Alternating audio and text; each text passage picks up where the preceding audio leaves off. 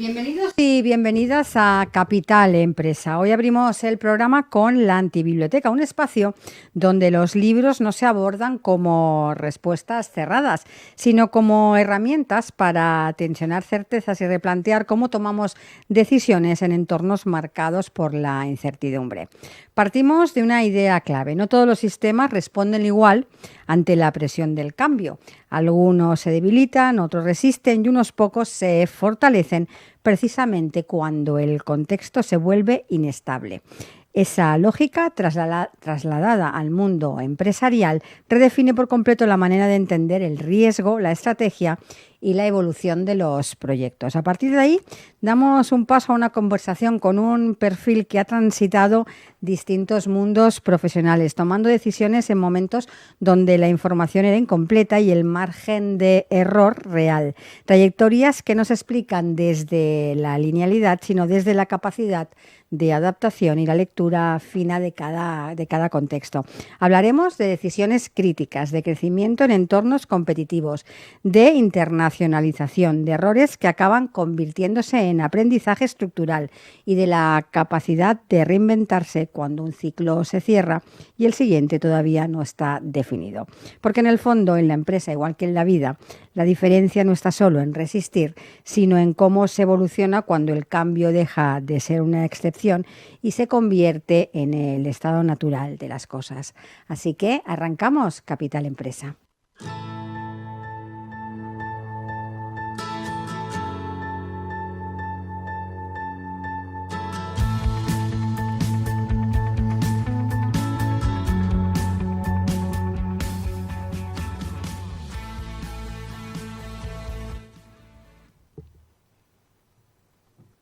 Y arrancamos ya el programa con nuestro colaborador Diego Torres en su espacio La Antibiblioteca. Diego, bienvenido. Muchas gracias, buenos días, Montse. ¿Qué libro nos comentas hoy? Pues mira, hoy he escogido un libro que es uno de mis favoritos, sobre todo el autor a mí me fascina, la verdad es que ha escrito 5 libros y los 5 no tienen desperdicio.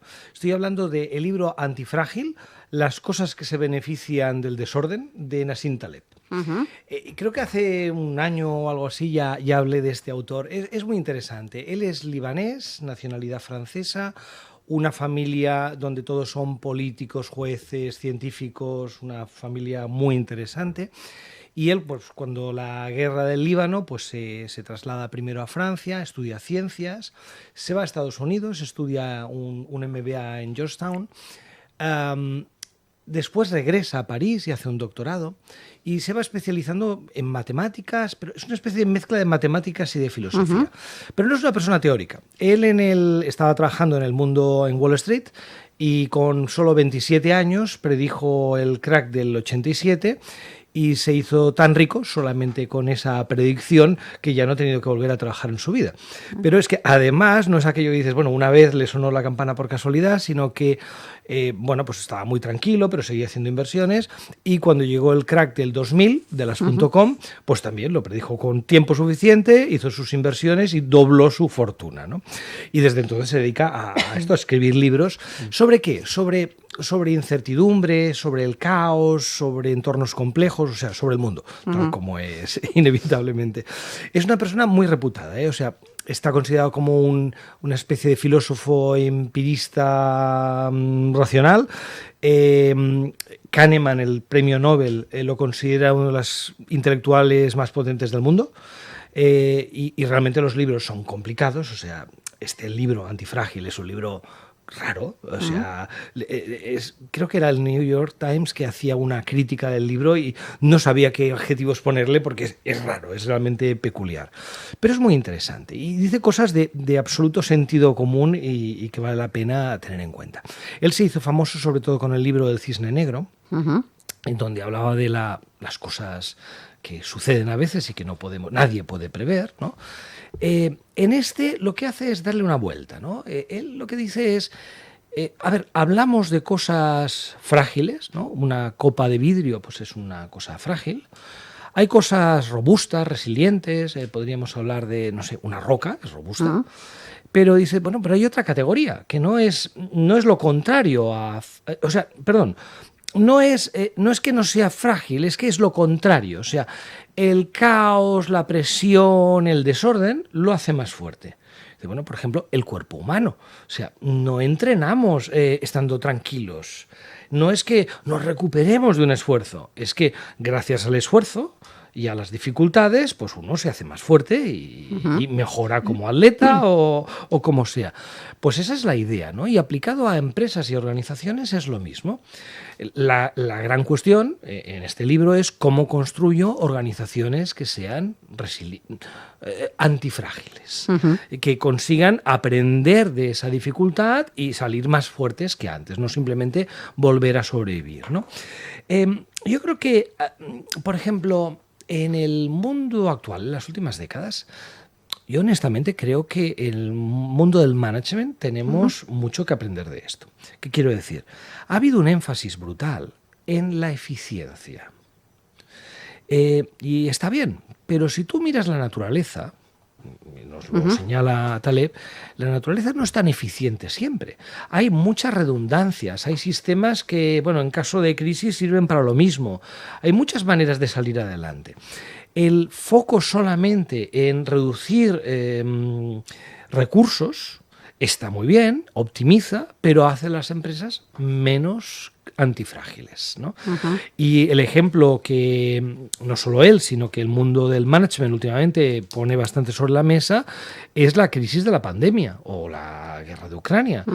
¿Cuántas empresas no han fracasado? Porque es que a la más mínima sacudida todo va tan justo, no tengo capital, no tengo que no salen adelante, ¿no?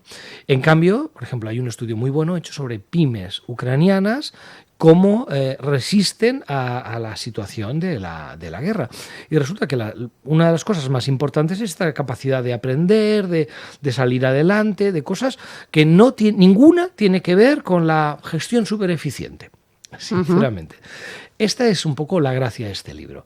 Nos da una pequeña sacudida y nos hace pensar un poco fuera de la caja y darnos cuenta que a lo mejor hay que revisar los valores de aquellos que consideramos clave para la gestión de las empresas.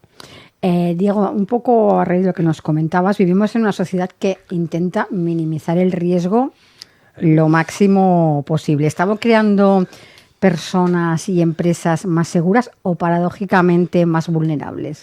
Claro, es que, a ver, lo que este autor nos transmite es no se puede evitar el riesgo, el caos, la complejidad. No hay predicción ninguna que te pueda garantizar que sabes lo que va a suceder. Y que por lo tanto lo único a lo que puedes aspirar es a no ser una víctima de las circunstancias, sino bueno, confiar en tus recursos para salir adelante. O sea, a nivel personal también creo que es muy importante. O sea, no es seamos positivos, todo irá bien. No irá bien. Seguro que no va bien. Pero tengo los recursos internos para ponerme a la situación y salir incluso más fuerte que antes. Yo creo que este es el mensaje. Y si nos desviamos de esto, crearemos muchas frustraciones y muchos problemas. El autor nos propone exponernos a pequeños riesgos para evitar grandes desastres. ¿Cómo se puede aplicar esta filosofía a la gestión empresarial y a la toma de decisiones estratégicas? Mira, yo creo que no es el único, o sea, hay varios autores que ya han influido en esto desde hace tiempo, pero todavía no lo veo algo lo bastante popularizado. Pero hay una corriente que insiste en, por ejemplo, en términos de estrategia, olvidémonos de los planes, no solo porque no se cumplen, sino porque, cuidado, no puedes tener un solo plan.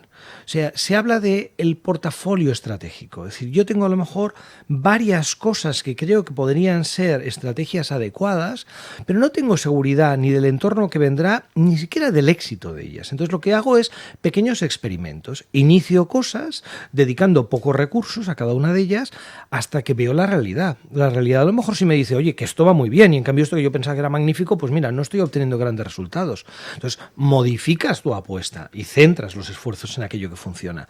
Pero esta idea de no tengo un único plan, una única estrategia, sino que juego con un portafolio y la realidad me va a decir qué es lo que acabo teniendo que hacer, creo que es muy interesante. Diego, ya para acabar, si tuvieras que quedarte con una de las enseñanzas de Antifrágil para este entorno, ¿no?, tan incierto como el que estamos viviendo? ¿Cuál sería? Bueno, yo creo que el aceptar esa complejidad y ese cambio. Cambia muchas cosas. Si tú piensas que puedes predecir lo que va a suceder, actúas de una manera muy distinta que si dices, mira, no lo sabemos, no quiere decir que me deje llevar, sino tengo que actuar de una manera acorde a la incertidumbre que tiene el mundo. Yo creo que solo eso ya nos cambia la manera de pensar y de actuar. Pues Diego, un libro más para la biblioteca. Muchas gracias.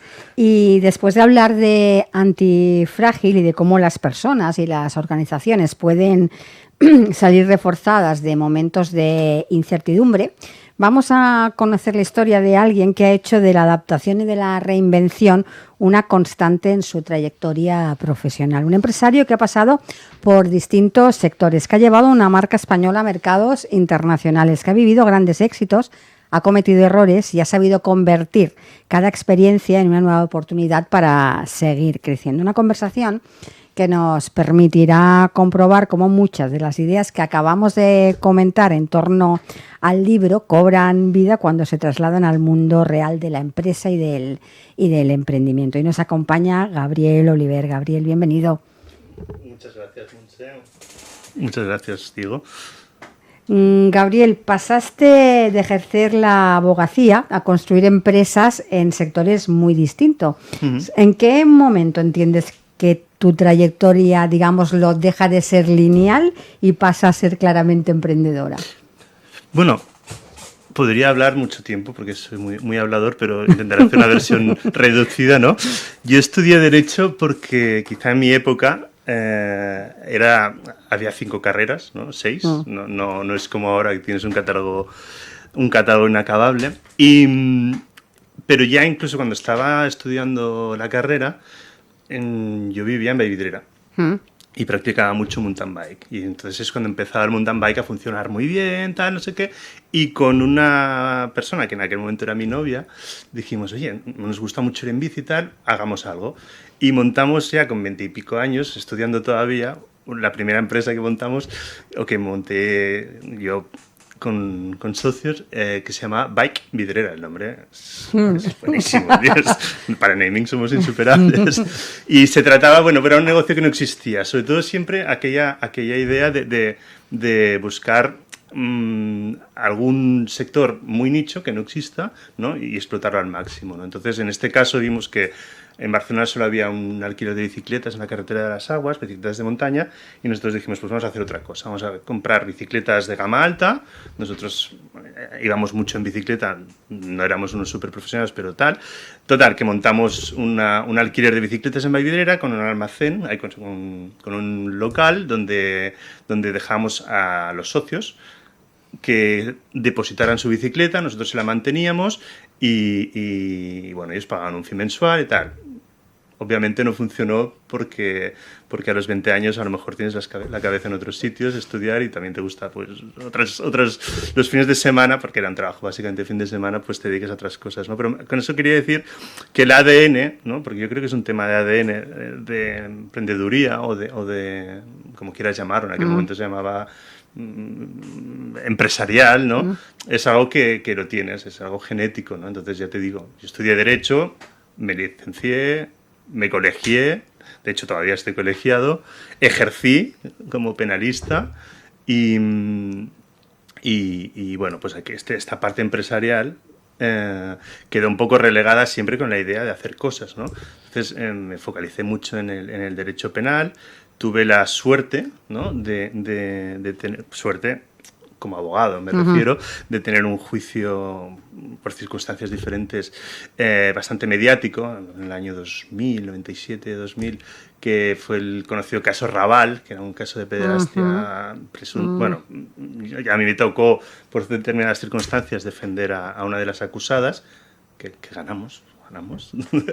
Y eso me dio una proyección un poco mediática, ¿no? En aquel mismo momento yo estaba ya con mi primer socio montando la primera empresa de puericultura, cochecitos para bebés, mobiliario, etcétera, etcétera, y está en una disyuntiva porque a raíz de ese caso Raval, yo tenía pues alrededor de 30 años, me surgieron oportunidades de trabajar en grandes despachos, ¿no? no diré nombres, pero algún despacho importante de Barcelona me convocó para formar parte de su departamento de Derecho Penal.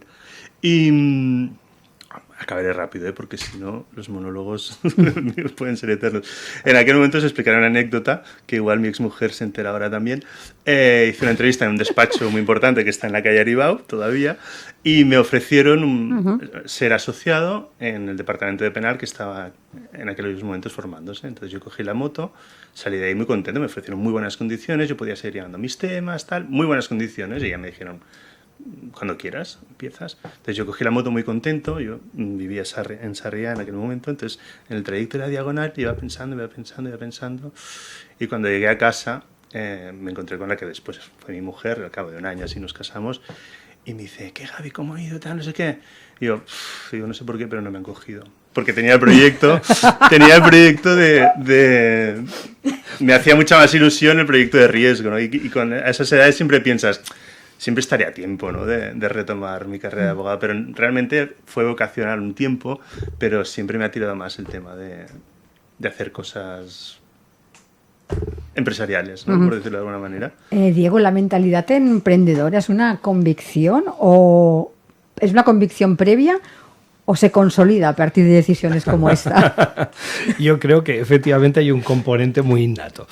Otra cosa es que después, claro, las circunstancias, el entorno y tu experiencia lo va reforzando o no, o te llevan por otros recorridos, pero yo creo que la mayoría estarían de acuerdo en que al final ese espíritu emprendedor uno nace con él.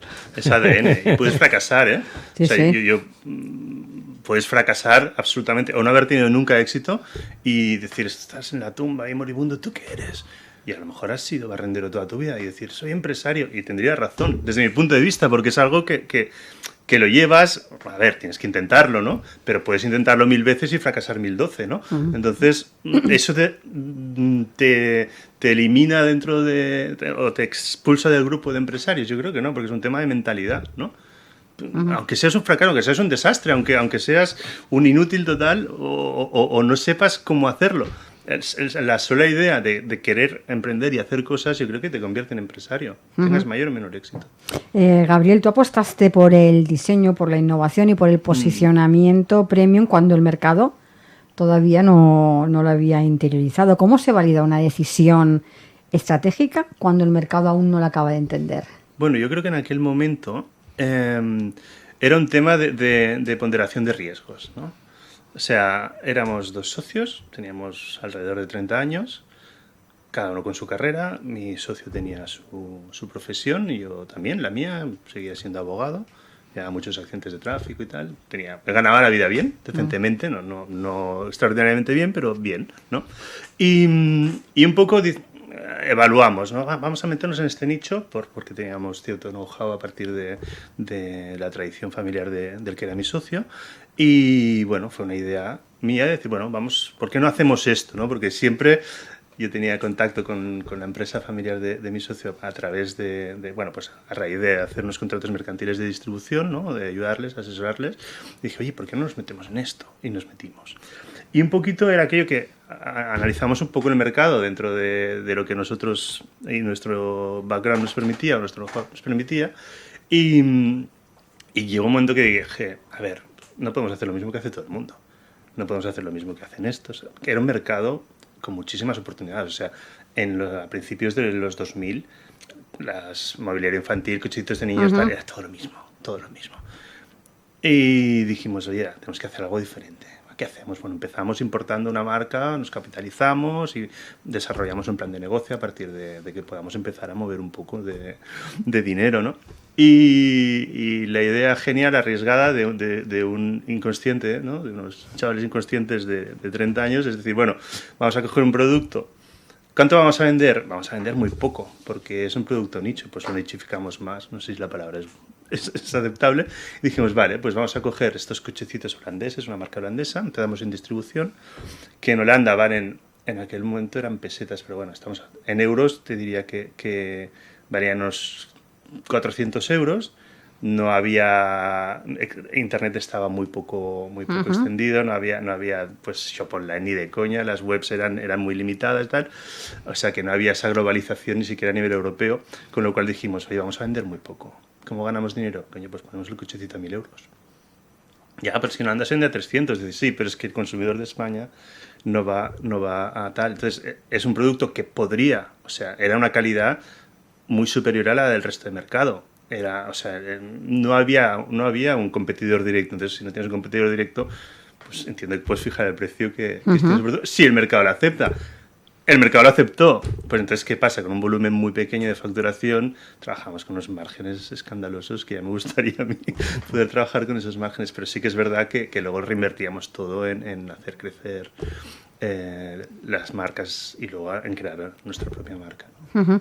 Baby Home logró posicionarse como una marca internacional en un sector muy competitivo. ¿Cuál fue la decisión estratégica que realmente os diferenció del resto? Bueno, nosotros lo que teníamos muy claro es que vimos la oportunidad en el mercado, en el producto que existía en el mercado. O sea, nos sorprendió mucho que en aquel momento nadie se hubiera dedicado o hubiera invertido esfuerzos y tampoco mucho dinero en crear productos con un diseño diferenciado. Claro, nosotros empezábamos a tener hijos, los amigos y tal, y dices, oye, las cosas de bebé son ositos, son cositas tal, ¿no? Y entonces decimos, ostras, vamos a hacer algo chulo, ¿no? Nos gusta el mobiliario de diseño y tal, y dijimos, pues, a ver, ¿y qué hacen las marcas? Pues compiten entre ellas, miran qué hace la competencia dentro del mismo sector y tal. ¿Y nosotros qué hicimos? Cogimos la moto y nos fuimos a, ¿qué tal? Pues bueno, he dicho una marca, muebles de jardín, con aluminio, materiales tecnológicos y tal. Y dijimos, hostia, qué chulo. Perdón, he dicho ostras, ¿eh? Qué chulo, tal. Entonces nos fuimos a otro sector completamente diferente y intentamos mezclar los dos conceptos, ¿no? Es el concepto de un diseño moderno, agradable y tal, con ese claim diciendo, oye, vamos a crear cosas, mobiliario infantil, que no tengas que esconder cuando llegan las visitas a casa, ¿no? Sino que formen parte del mismo entorno de diseño, etcétera, etcétera. Y bueno, creo que lo conseguimos. Creo que lo conseguimos. Entonces, ese nicho, pues lo cubrimos primero porque no existía y lo cubrimos enseguida. Y tuvimos... Claro, siempre hay un factor de suerte, ¿no? Supongo que lo hicimos bien. Apostamos mucho por equipos de diseño jóvenes, gente fresca, sin miedo, y nosotros tampoco teníamos miedo, porque cuando eso todo nada, pues si es nada, pues ya volveremos a lo que hacíamos antes, ¿no? Y si es todo, pues vamos a por ello. Diego, en un entorno donde el precio sigue siendo un factor bastante dominante, ¿qué peso real tiene hoy la diferenciación como ventaja competitiva? Hoy día. A ver, yo tengo una sensación, y no la puedo defender científicamente, pero estamos dándole demasiada importancia al tema de igualar, hacer benchmarking, más de lo mismo. Yo diría que ha habido épocas donde he visto más innovación que la que veo ahora en muchos mercados. No en todos, lógicamente, pero no sé, esta búsqueda de la eficacia de hacerlo más barato, de distribuirlo de una forma más eficaz a través de Internet, nos lleva más a más de lo mismo, más que a innovación. Cuando la veo en temas tecnológicos, pero la innovación no es solo la tecnología. Y en algunos aspectos creo que hemos vivido épocas de mayor creatividad que la actual. Todo son... Esto es la ley del péndulo, ¿eh? Seguramente, justamente porque esto generará oportunidades, dentro de poco seguramente veremos una eclosión. Pero yo creo que ahora mismo hay formas de hacer las cosas distintas de cómo se están haciendo en muchos mercados. Gabriel, tú has hablado con naturalidad de los errores cometidos. Desde una perspectiva actual, ¿cuál dirías que ha sido el error más estructural en tu trayectoria empresarial? Bueno, en general, yo creo que siempre me ha perseguido un poco un exceso de optimismo que me lleva a la imprudencia, ¿no? A nivel particular. Entonces, escucho poco los consejos de la gente que sabe. Mi padre, en paz descanse, siempre me decía, lo importante no es saber, es tener el teléfono del que sabe, ¿no? Y a veces he utilizado poco el teléfono. Entonces he tomado decisiones muy impulsivas. Por ejemplo, cuando entramos en Estados Unidos con Baby Home, no fue una decisión demasiado meditada. Y eso, pues, evidentemente tenía bastantes boletos de salir en fracaso o de acabar en fracaso. Y de hecho, pues quizás el mayor error, yo creo que he cometido 2 muy graves, 1 millón de leves y 3 o 4 ciertos, ¿no? En general. Pero dentro de los muy graves, uno fue entrar en Estados Unidos un poco a pecho descubierto, ¿no? O sea, nos dejamos ofuscar, o quizá yo, porque al fin y al cabo el responsable siempre de lo bueno somos todos y de lo malo siempre es uno, y eso creo que es verdad, ¿no? Porque la decisión última la toma el CEO en estos casos, ¿no? Y siempre. Entonces fue un poco eclipsar. Presentamos en una feria en Louisville, me parece, en Estados Unidos, nuestro producto. En Estados Unidos el producto todavía era un producto muy arcaico, es un estilo muy sobrio, muy tal. Entonces nosotros entramos con una cosa muy fresca, tal, y tuvimos muchísimo éxito de entrada, ¿no? O sea, gustó mucho el producto. Y el éxito puede ser un gran compañero o el peor de tus enemigos, ¿no? Y en nuestro caso no estábamos preparados para entrar en un mercado como el de Estados Unidos. Primero por la estrategia, que si Diego nos hubiera echado una mano seguro que no hubiéramos fallado en eso, porque hicimos mal los cálculos, ¿no? Hicimos mal los cálculos, firmamos contratos leoninos con Babies R Us, por ejemplo, con Walmart, con grandes empresas que te ponen un contrato así encima de la mesa y no puedes discutir ni una coma, ¿no? Y esos contratos pues tienen cláusulas del tipo: si te retrasas un día te penalizo con no sé cuántos miles de dólares, y si hay un defective, pues bueno, son contratos muy abusivos, ¿no? Sobre todo para proveedores nuevos, ¿no? Bueno, pues si quieres lo firmas, si no quieres no lo firmas, nosotros lo firmamos. Y eso nos produjo o sea, hubo muchos factores que no calculamos.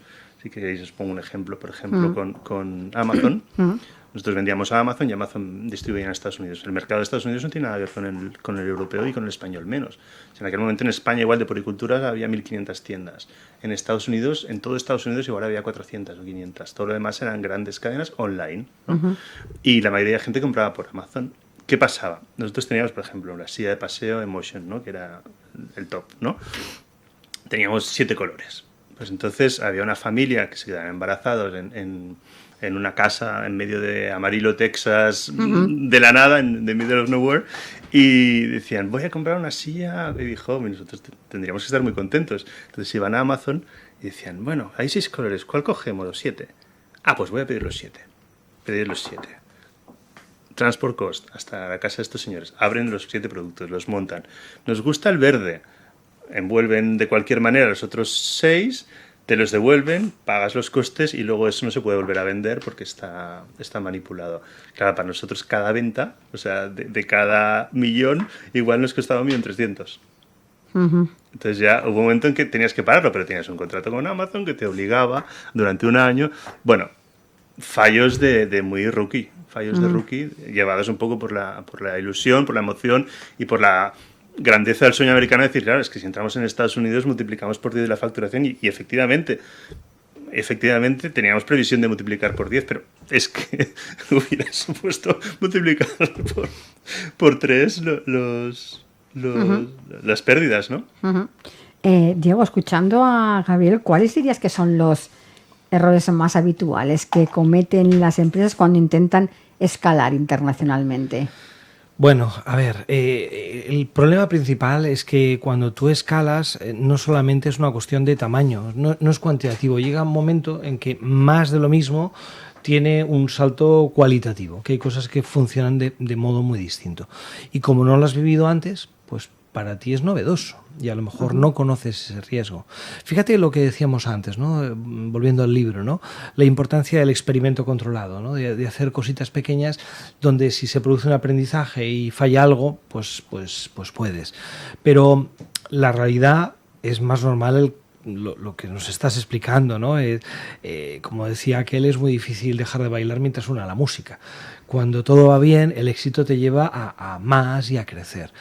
¿Qué hacen algunas empresas? Bueno, algunas cambian muchos elementos del equipo directivo.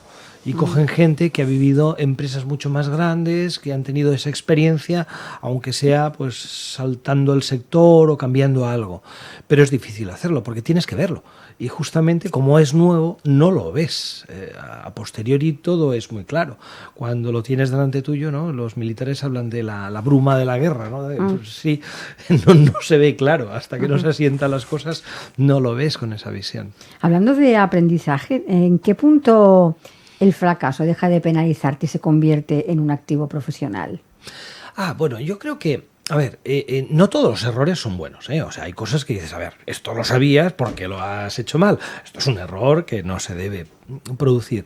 Pero cuando son por explorar cosas nuevas, ahí yo creo que sí son necesarios. O sea, no habría forma de probar algo nuevo, de innovar sin arriesgarnos a cometer errores. Lo único es que tiene que haber la reflexión posterior. O sea, si del error no aprendemos nada más que el tortazo, no. Si el error nos dice, mira, pues la próxima vez que esté en una situación como esta, pues he aprendido esto y lo otro, yo creo que nos hace antifrágiles, ¿no? Nos permite realmente el ser mejores que éramos antes. Uh-huh. Gabriel, a lo largo de tu trayectoria has dado mucha importancia a los socios y al equipo. ¿Qué criterios consideras hoy determinantes a la hora de elegir con quién emprender?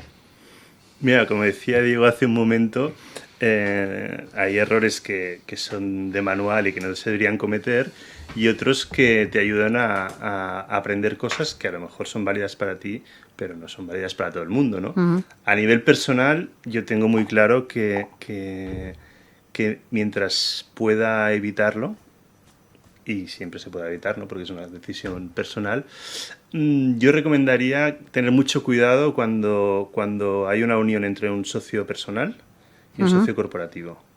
Es una combinación que yo he vivido personalmente, y es una de las peores experiencias y las más estresantes de mi vida, porque hay una desigualdad formal, no, pero de facto sí, que te convierte, aunque en el equity estés igualado, te convierte en francamente débil, porque tú eres, como socio personal en un consejo de administración, eres tú, porque eres socio, participaciones, acciones, y el otro es una empresa de 400 trabajadores, por ejemplo. Entonces, en el consejo de administración hay 25 personas, cada una especializada en una de las micro secciones o micro departamentos de la empresa. Entonces, acabas bailando al son del socio, que no es más potente delante del papel que tú, pero de facto es muchísimo más potente. Uh-huh. Y te encuentras, hablo de una experiencia personal, yo era el CEO, director general de mi compañía, fundador, y en determinadas circunstancias me encontraba que una controller me estaba pidiendo que cada semana reporten a mí. Digo, perdona, soy el CEO de la compañía, tú eres una trabajadora de mi socio. ¿Por qué me estás...? O sea, no. Llega un punto que te planteas, o sea, lo vas, en mi caso particular, lo vas admitiendo poco a poco por inercia, y llega un punto que dices, oye, soy un ¿quién soy yo aquí? ¿Cuál es mi papel, no? Entonces, esa es mi experiencia personal, pero quizás sea de que dices, yo no soy nadie para dar consejos, pero lo que intentaría no repetir para mí mismo, que eso sí que me sirve, es no tener un socio corporativo fuerte. Uh-huh. Si eres socio personal, si es una joint venture entre corporaciones, todo perfecto, ¿no? Diego, en una empresa que crece, hablando un poco, continuando con lo que nos comenta Gabriel, el factor humano termina siendo más determinante a veces que la propia idea de negocio. Sin duda. Sin duda. La idea de negocio es esencial en la fase inicial de tengo éxito o no lo tengo, ¿no? Y si no lo tiene, bueno, siempre está aquello de pivotar, que está muy de moda ahora, cambio, ajusto cosas hasta que veo si aquello funciona en el mercado. Pero cuando empieza la empresa es cuando ya has tenido ese éxito, cuando esa idea está validada. Y a partir de ahí, si el crecimiento es rápido, es un tema absolutamente humano. Porque hasta decir, no, es que necesito crear procesos más robustos, crear una organización, sí, pero eso es a través de personas. y lo hace tremendamente complejo. Y encima, esto es como lo de reparar un avión en vuelo, ¿no? Pues es que no puedes pararte y hacer los ajustes y crear una estructura distinta. Lo tienes que hacer mientras estás absolutamente agobiado por el éxito o algunos fracasos tentativos. Si la idea no es buena, ya no hay que preocuparse mucho más. Hay que emprender de nuevo, pero pero si funciona y crece rápido, la complejidad está ahí en los equipos humanos. Y el buscarlos, ya te digo, con la capacidad y experiencia a lo mejor de a dónde vas y no de dónde partes. Gabriel, tras la venta de la compañía inicias una nueva etapa profesional. ¿Cómo se gestiona la transición entre cerrar un ciclo empresarial intenso y volver a empezar? Oye, ¿cómo se hace? No lo sé. Yo te puedo decir cómo lo hice yo, ¿no? O cómo lo estoy haciendo yo, porque es muy dinámico el tema. No es aquello que dices, es una etapa, se cierra, empieza otra tal, sino que es como un continuo, ¿no? En el espacio-tiempo. Entonces, bueno, es un pequeño trauma porque, pues, para mí yo tengo 2 hijas, pues era mi tercera hija, que no se enfaden las otras 2, ¿no? Pero era mi tercer hijo, ¿no? Entonces yo quería mi empresa como si fuera mi familia. Habrá gente que trabajaba conmigo que estará de acuerdo, habrá gente que no, pero yo tenía muchísimo cariño por la gente que trabajaba conmigo. Intentaba, que a lo mejor tengo una visión totalmente distorsionada porque es la mía, ¿no? Pero yo necesitaba estar con gente, o que trabajase conmigo gente con la que yo estuviese muy a gusto y que entendiese la manera de funcionar. O sea, yo no soy un gran teórico, ni grande ni pequeño, no soy teórico, no tengo formación económica, tengo la experiencia propia, ¿no?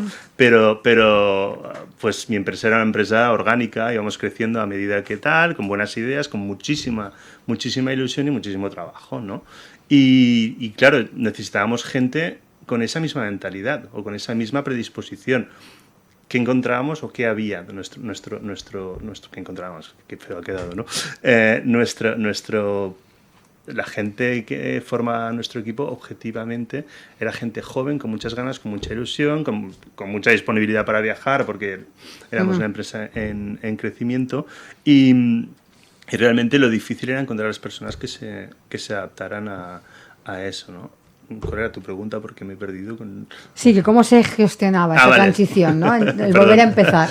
¿Cómo se gestiona? Pues, bueno, pues sí, iba a lo de que era como mi tercer hijo, porque es un trauma, para empezar, es un trauma, ¿no? O sea, no acaban las cosas como tú hubieras querido, ¿no?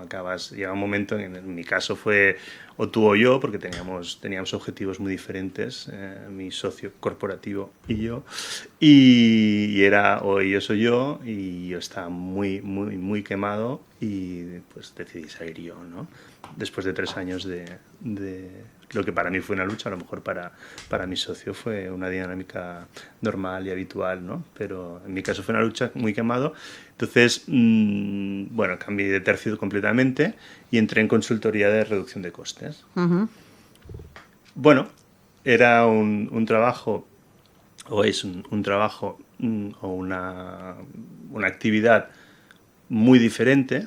La relación con los clientes muy diferente, la relación con los proveedores muy diferente, y el posicionamiento o el rol completamente diferente, ¿no? Es una manera muy, muy, muy eficaz como modus vivendi, digamos, ¿no? Pero también requiere de un perfil muy determinado. Y yo creo que el perfil que requiere la consultoría, bueno, no sé en general, ¿no? Pero concretamente este tipo de consultoría en reducción de costes es un perfil diferente al mío. O sea, yo no lo hacía mal, porque no lo he hecho mal, ¿no? Pero tampoco es una cuestión que no es un tema que me motivase brutalmente, ¿no? Porque al fin y al cabo tienes la sensación de que estás trabajando para otro cuando toda la vida has estado trabajando, no para ti, sino en tu proyecto, en tu idea. Y entonces, generar ilusión en un proyecto bastante mecánico como es la consultoría de reducción de costes, cuando no tienes ese perfil, es difícil. Si lo tienes, es absolutamente maravilloso y fantástico, ¿no? Pero no, en mi caso particular me estoy tirando muchas piedras, eso lo he dejado, pero tampoco me voy a hacer trampas al solitario. O sea, no soy un perfil o sea, mi perfil no es ese perfil de ayudar tanto a los demás a optimizar sus ideas, ¿no? Sino pues quizás más el explotar mis propias ideas. Uh-huh. Pero bueno, es una etapa pues productiva, se aprende mucho, aprendes a estar en otro rol. Yo tengo un problema muy grave, una amiga mía que es headhunter ya me lo dijo en su momento, que estoy hablando con ella y tal, cuando todavía funcionaba más o menos bien y tal, me decía, David, tú vas a tener un problema siempre, que es que o te montas tu chiringuito o no te va a contratar ni Dios, porque es que no has trabajado nunca para nadie. Y eso es verdad. Yo trabajé en una editorial cuando estaba estudiando en la Facultad de Derecho, trabajaba por las tardes en una editorial, pero de chicos de los recados, ¿no? Transferman me llamaban, que llevaba los transfer y tal. Pero a partir de ahí hice prácticas un añito así en un despacho y nunca he trabajado para nadie. Entonces, a los 30 años tiene solución, a partir de los 50 pues quizá ya... Y me lo decía muy claro, dice, tienes un perfil, pues a lo mejor es muy válido en muchas cosas, tal, pero no vengas a verme para que te busque trabajo, porque no te voy a encontrar trabajo nunca para nadie. Entonces eso no sé si es un halago o es una gran desgracia. No sé cómo tomármelo, digo, ¿tú qué harías?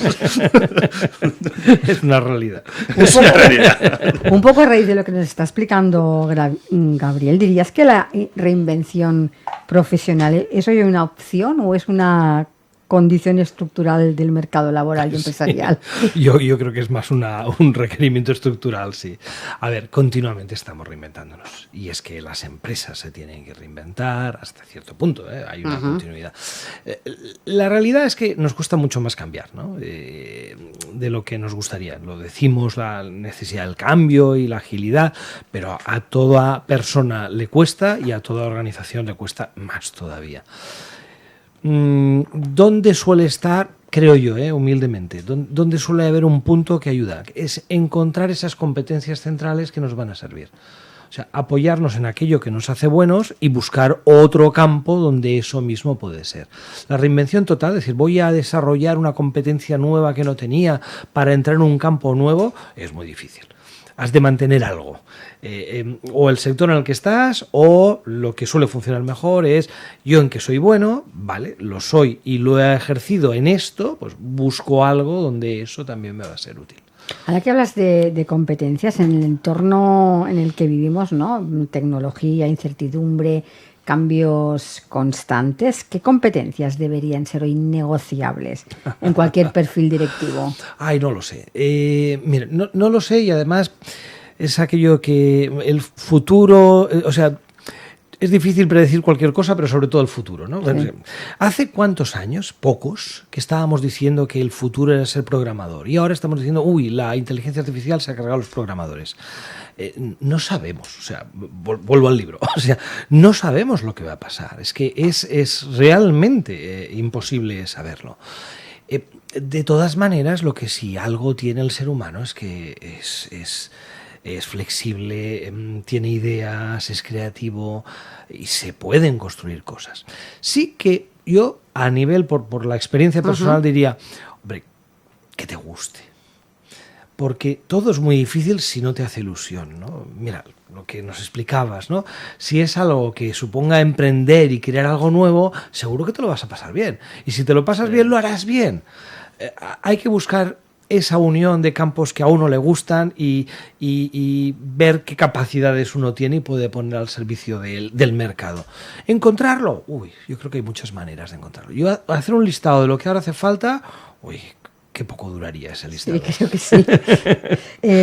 Gabriel, dime. No, respecto a lo que decía Diego, yo creo que hay un tópico, pero que es absolutamente cierto y yo también lo he vivido en primera persona, ¿no? Es muy importante, creo yo, que el objetivo cuando haces algo es que te haga ilusión y sea algo con lo que vas a disfrutar, ¿no?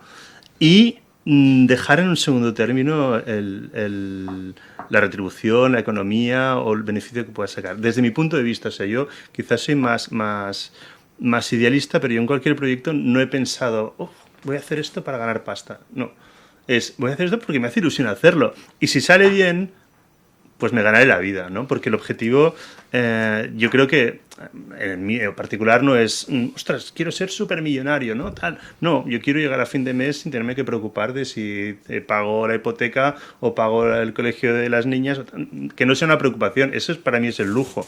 Y el resto de los días que estás trabajando, disfrutar mientras lo estás haciendo, ¿no? Es un topicazo, pero yo, en mi caso, pues es totalmente cierto. Totalmente cierto. Por eso decíamos, la consultoría es muy chulo, se gana dinero, no, la tuya, porque lo tuyo es vocacional y te encanta, ¿no? Pero este tema que no era ni mi background, ni mi experiencia estaba basada en eso, sino es una pequeña parte, aplicas una pequeña parte de tu experiencia a esto, está muy bien y lo disfrutas también, pero dices, pero es lo que quiero hacer, muerte tal. Bueno, lo hago, y no lo hago mal, ¿no? Y me gusta hacerlo, pero te queda el gusanillo de decir, necesito hacer algo, ¿no?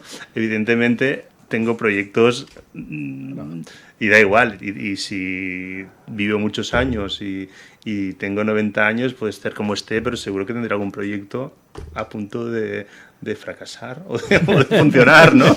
Me da igual, pero el tema es estar siempre con el bolígrafo en la mano, ¿no? Porque soy old school. Nos quedan 2 minutitos de programa.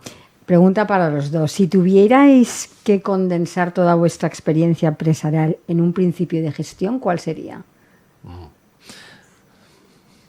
Digo. Bueno, ya sabéis que yo siempre tiro hacia la estrategia. Siempre barres para casa, ¿no? Sí. Pararse y pensar. O sea, en casi cualquier situación que se te abre una bifurcación, el tiempecito de reflexionar un poquito antes de lanzarse, que es difícil, creo que suele dar buenos frutos. Uh-huh. Y, sí. Pararse a pensar, pero yo creo que lo hace todo el mundo, ¿no? Yo creo que, como decía antes, es quizá ser consciente de que no lo sabemos todo, ¿no? Es un paso quizá previo o incluso simultáneo y repito la frase de mi padre que me ha servido siempre mucho, utilizar ese teléfono, ¿no? Es decir, ser consciente de que tú puedes tener esa idea o esa ilusión, pero que siempre hay gente que sabe más que tú y tienes que conocerlos y contactarlos y contar con ellos. Uh-huh. Yo diría que es muy importante. Pues Gabriel, muchísimas gracias por haber pasado por nuestro programa, contarnos tu experiencia. Y Diego, tú y yo nos vemos la próxima semana. Efectivamente. La semana que viene. Gracias. Y nosotros volvemos mañana. Les espero como siempre en Capital Empresa. Así que hasta mañana y feliz día.